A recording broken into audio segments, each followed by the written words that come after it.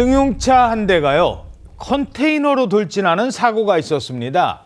그런데 겉으로 보기에는 그렇게 큰가 싶을 정도였는데 피해 금액이 수천만 원에 달한대요.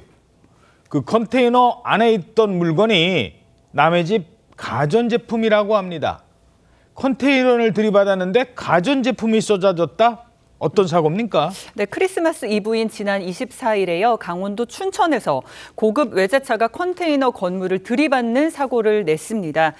당시 충격이 어찌나 컸던지 사고 차량이 심하게 파손이 됐는데요. 이 사고 차량을 살펴보면 앞 유리와 범퍼가 심하게 부서지고 산산조각이 났습니다. 예. 그리고 앞바퀴가 금방이라도 빠질 것처럼 밖으로 휘어진 것을 확인할 수가 있는데요. 차량이 들이받은 컨테이너도 벽면이 구부러졌고 안에 있던 물건들이 밖으로 쏟아져 나온 상황이었습니다. 자, 부딪히고 났는데 저렇게 막 짐이 안에 있던 짐이 쏟아졌어요. 근데 저게 그냥 짐이 아니라고요. 이삿짐이었습니다. 오. 저 컨테이너가 이삿짐 보관 업체가 관리하는 컨테이너였다고 합니다. 아하. 저 안에 이사 등을 위해서 이제 보관하고 있던 세탁기 같은 그런 가전제품들이 들어있었다는 거예요. 예. 사고 지점 바로 앞에 회전 교차로에 경계석이 부서졌다고 합니다. 도로 곳곳이 긁히고 그러니까 얼마나 당시 사고 차량이 빠르게 갔는지를 알 수가 있는 건데 그래도 그나마 다행히 운전자를 비롯해서 탑승자 4명이 모두 크게 다치지 않았다고 합니다. 왜 저길 들이받았을까? 근데 왜 사고가 났는지 뭐 과속이나 음주 여부, 빙판길 사고 여부 등등등 사고 원인에 대해서는 경찰에 조사를 해봐야 알 수 있을 것 같습니다. 자, 그런데요, 이거 남의 집 이삿짐을 들이받은 사고는 누가 보상을 해야 하는 걸까요? 이삿짐 업체의 고민이 크다고 합니다. 이건 어떡할 거예요, 이제. 우리 고객님의 짐은 다 망가진 상태였죠.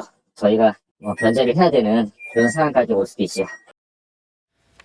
아니, 저걸 이삿짐 업체가 이걸 다 보상까지 해줘야 된다는 상황이에요? 왜냐면요, 사고를 낸 차량의 운전자가 차주가 아니기 때문이라고 합니다.